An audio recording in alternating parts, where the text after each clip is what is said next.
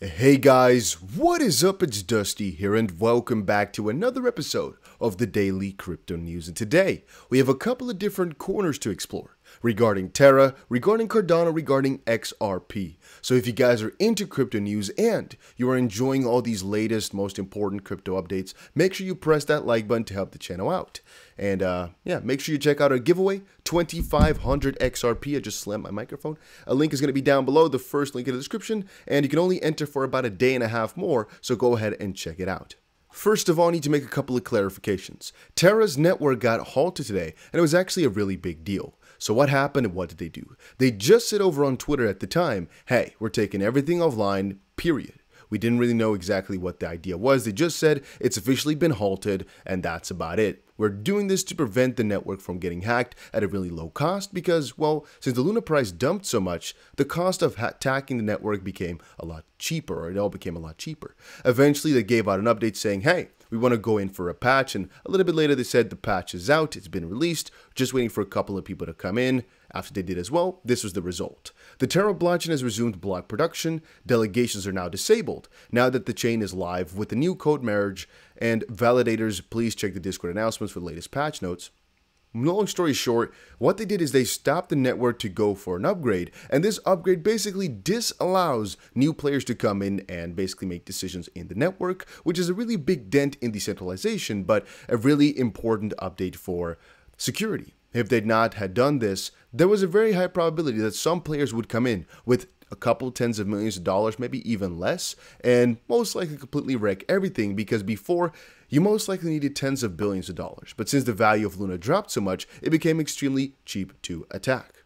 Then again, many people were really afraid of this new talk of Janet Yellen from today. You know, at 10 a.m. there's this new talk was going to be, but actually it really wasn't too bad. It was basically stated that stablecoins' recent depegging is actually not even a real threat to the financial stability just quite yet, and she basically explained that these two things, the CBDC and stablecoins, could most likely live besides each other. There's a couple of issues with CBDC regarding privacy, for example, but since stablecoins are not really that big or anything just quite yet, they're not really a big threat to our system, which I guess is kind of good.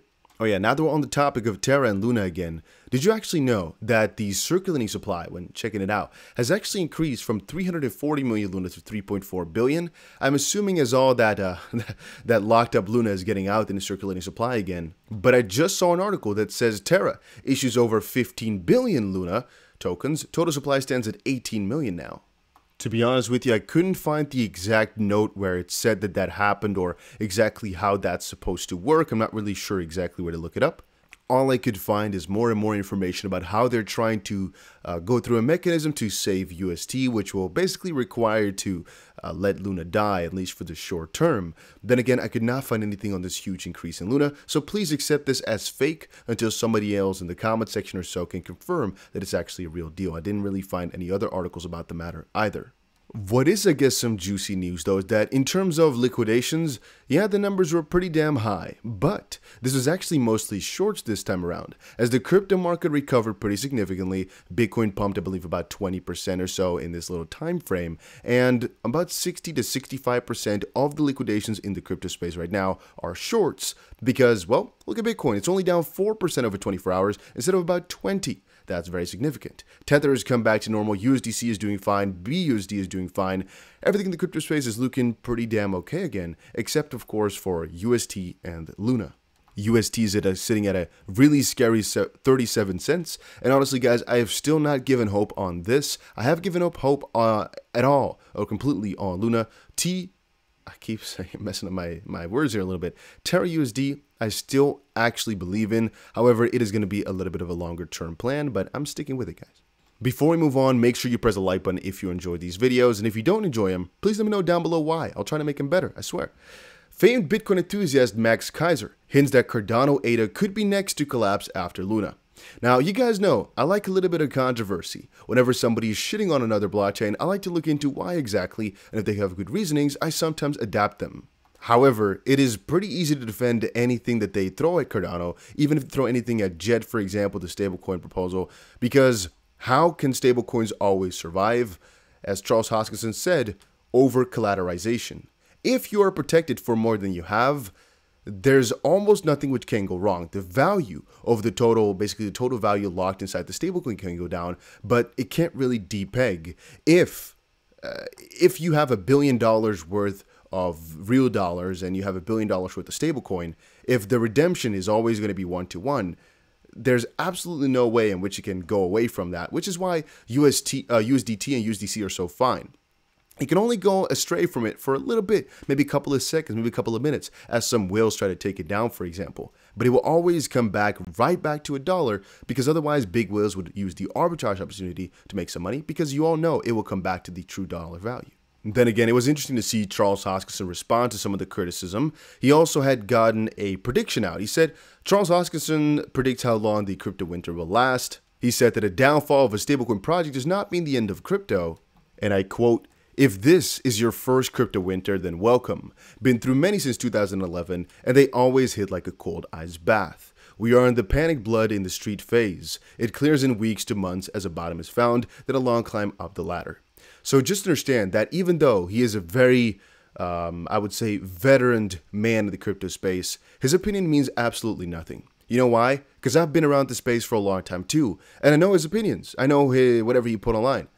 It's not as if he has the most accurate predictions in the past. So if you guys don't remember, if you weren't here or you weren't covering the news every single day like I've been doing for 5-6 years, then you probably don't know that Charles Hoskinson back in 2017, somewhere 2018 maybe at the start, said that it would most likely take another 10 to 11 years for the crypto market to go into a bull run again, like akin to what we had in 2017.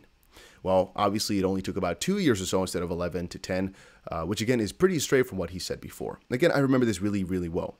He also said Cardano will has a good potential to be the first $1 trillion crypto. Now, that prediction was a little bit truer than I expected. Cardano was at the time about 2 cents or so, and it really had a crazy rush to $3, which I didn't expect. So I guess that one I kind of got to give to him.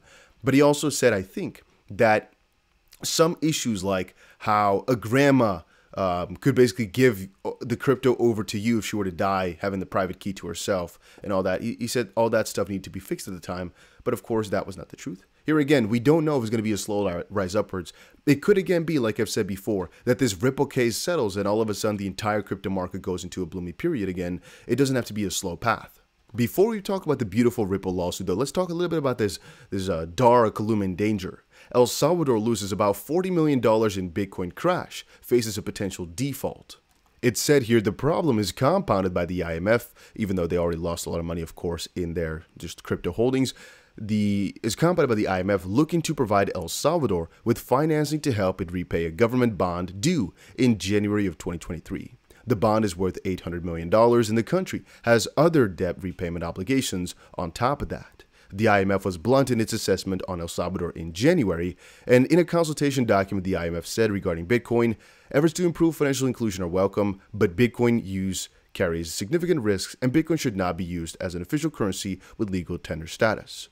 The IMF Executive Board urged El Salvador to reverse track and remove Bitcoin's legal tender status and expressed doubts about the plan for Bitcoin-backed loans. Well, and because of that entire scenario, in February, credit rating agency Fitch downgraded their long-term debt rating from B to CCC, putting it in the category where default is a real possibility. That is pretty scary. I would say it's mostly, though, because the majority of Bitcoin that they bought were at prices which are way too high for the current values. They weren't buying the dip properly, right? They started buying the dip, or they started buying crypto a pretty long while ago, and you can obviously see they're starting to buy the dip, so to speak, but the average price is just way too high. It's way above $40,000. I would say it might even be above $50,000 until their buy a couple days ago.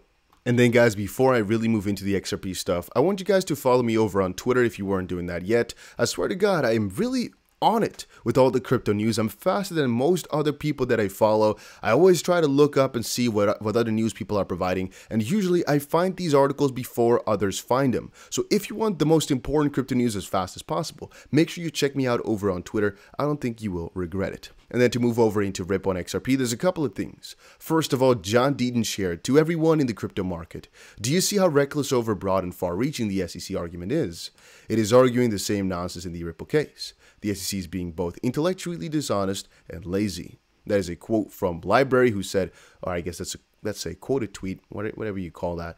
Library said, it's hard to overstate how broad and devastating the claim the SEC is. If purchasing for usage is insufficient to make something not a security, then practically everything is a security. Not just every cryptocurrency, but Beanie Babies, baseball cards, houses, etc. John replied and said, the SEC's burden to prove should be a specific sale or transfer of library coin at a specific time constituted a transfer of an unregistered security. Instead, it argues all LBC tokens are securities, despite the fact that many people acquired LBC for non-investment use of the token. It literally states in this lawsuit document the possibility of using LBC on the library network for video-related purposes, which purchasers could do during most of the offering, but not at the beginning when library promised LBC to testers, does not negate the expectation of profits by a reasonable LBC purchaser. So what they're saying, the SEC, which is why it's crazy, is even though you could have bought LBC for just using it, right, it doesn't mean they didn't make you think you were going to make money on it. So even if you just bought it to make use of the network, you probably thought you were going to make money, period, which obviously is pretty crazy. Right now, however, I thought there was a nice little update on the Ripple lawsuit. There wasn't. It's actually, again, the SEC v. Library case. Library has objected to the SEC's motion to exceed the SJ page limit, and has moved to strike the SEC statement of undisputed facts. Honestly, it feels as if the SEC is overreaching by quite a far lot. They've just been trying whatever they can think of, and everybody in the world is just accepting it. Now, I'm not saying go up, riot, and go throw a tantrum or anything like that. I am saying I want more and more people to kind of be realizing and acknowledging what's going on in the Ripple case. And as I said before, guys, I honestly believe that the Luna case, which might be coming up here, the Luna Terra situation, and just the entire situation that might come with the SEC, is putting some more eyes on it. Obviously, that will be a little bit too late for a library, I think, because they're already so far into this entire trial and process. But I think for Ripple, it'll be just quick enough. And talking about Ripple, guys, XRP, Ripple, whatever you want to use in that regard, both of them are doing really, really juicily fine.